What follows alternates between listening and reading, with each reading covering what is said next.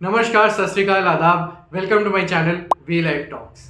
आज पेश खिदमत है डंकी का मूवी रिव्यू। आइए बात कर लेते हैं पहले कहानी की। जब बीमार पड़ी मनु यानी कि तापसी पन्नू जब इंडिया वापस जाना चाहती हैं तो उनको एहसास होता है कि हार्डी यानी शाहरुख खान ही है जो उनको देश वापस जाने में मदद कर सकते हैं, जिस देश को वो 25 साल पहले पीछे छोड़ आई थी। 25 साल पहले हार्डी यानी कि शाहरुख खान पंजाब के गांव लालतू में किसी की तलाश में आता है, पर उस तलाश में उसको कुछ दोस्त मिल जाते हैं, मनु यानी कि तापसी पन्नू, बल्ली और बुग्गू, जिनका सिर्फ एक ही लक्ष्य होता है इंग्लैंड जाके अपनी लाइफ सेटल करना, और जिसके लिए इंग्लैंड का वीजा पाने के लिए ये लोग कुछ भी करने को तैयार रहते हैं, जिसमें शामिल होता है फर्जी शादी करना, फर्जी डिग्री हासिल करना, पहलवानी सीखना।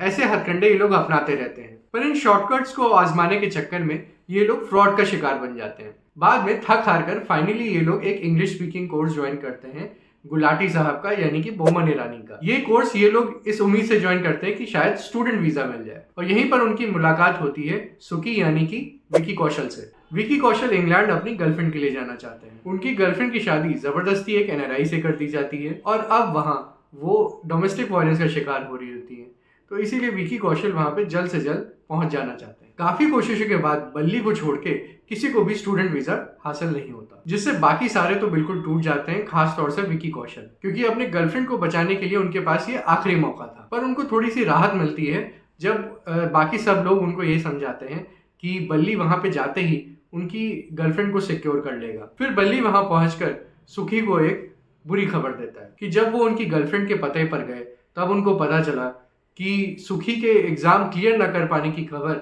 उनको पता लग गई थी, और इस गम में उन्होंने सुसाइड कर लिया। ये सुनते ही सुखी यानी कि विकी कौशल काफ़ी सख्ते में आ जाते हैं, काफ़ी उदास हो जाते हैं, और इतना ज़्यादा अपसेट हो जाते हैं कि वो सुसाइड कर लेते हैं। इसी के साथ एक हंसते गाते फर्स्ट हाफ की एक दुखद नोट पर समाप्ति होती है। कुछ महीनों बाद बल्ली की सफलता देखकर बाकी दोस्तों से रहा नहीं जाता, और हताश होकर अंत में डंकी रूट अपनाने का निर्णय लेते हैं। डंकी रूट यानी कि इलीगल तरीके से बॉर्डर क्रॉस करके अपनी डिजायर्ड कंट्री में पहुंचना। हताश हुए दोस्तों को शाहरुख खान यानी कि हार्डी पूरा दिलासा देते हैं कि वो डंकी रूट उनको पार करा के ही रहेंगे। खैर जैसे तैसे बड़ी मुश्किल से ये लोग पहुंच भी जाते हैं, और इनके कुछ साथी तो रास्ते में मारे भी जाते हैं। लेकिन जब वो वहां पे पहुंचते हैं तो अपने से पहले पहुंचे हुए बल्ली की हालत देखकर और उसकी हकीकत से वाकिफ होकर काफी निराश हो जाते हैं कि असलियत में वो वहां भीख मांग रहा है, और वहां के जीने के हालात देखकर तो ये लोग बिल्कुल टूट ही जाते हैं। पर तभी उनको वहां पर एक इंडियन लॉयर मिलता है जो उनको इंग्लैंड की सिटीजनशिप हासिल करने का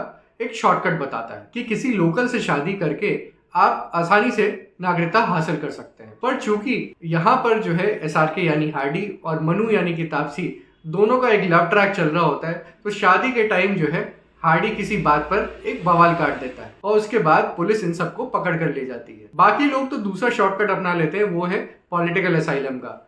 पर हार्डी चूंकि एक फौजी होता है, वो अपने देश के खिलाफ बोल नहीं पाता, और अंततोगत्वा उसको जो है डिपोर्ट कर दिया जाता है। यहीं से हीरो हीरोइन हो जाते हैं अलग। पर जैसा मैंने शुरुआत में बताया था, 25 साल बाद मनु यानी कि तापसी पन्नू को जब उनके दिल में एक ट्रैक बजने लगता है कि आप लौट चले, बस अब बहुत हो गया, अब घर चलने की बारी है, तब वो शाहरुख खान को याद करती हैं, और सारे दोस्त बोरिया बिस्तर लपेट कर इंडिया जाने की तैयारी करना शुरू कर देते हैं। तो ये लोग दुबई तक का वीज़ा ले लेते हैं, और जाने से पहले हीरोइन यानी कि तापसी पन्नू शाहरुख खान को याद करती हैं, और 25 साल बाद उनको कॉल लगाती हैं और कहती हैं कि वो दुबई आ रही हैं, वो उनसे आके दुबई में मिले। क्योंकि तापसी इस उम्मीद में होती हैं कि शाहरुख यानी कि हार्डी फिर से डंकी की तरह कोई जुगाड़ लगा देंगे और दुबई से इंडिया ले जाने का रास्ता तय कर देंगे। फिर वापस ये लोग दुबई में इकट्ठा होते हैं और इंडिया जाने का सोचने लगते हैं। पर हीरो चूंकि शाहरुख हैं, वो वापस डंकी की तरह कोई जुगत लगाने में लग जाते हैं। पर इस बार शाहरुख डंकी का रास्ता तो नहीं अपनाते हैं,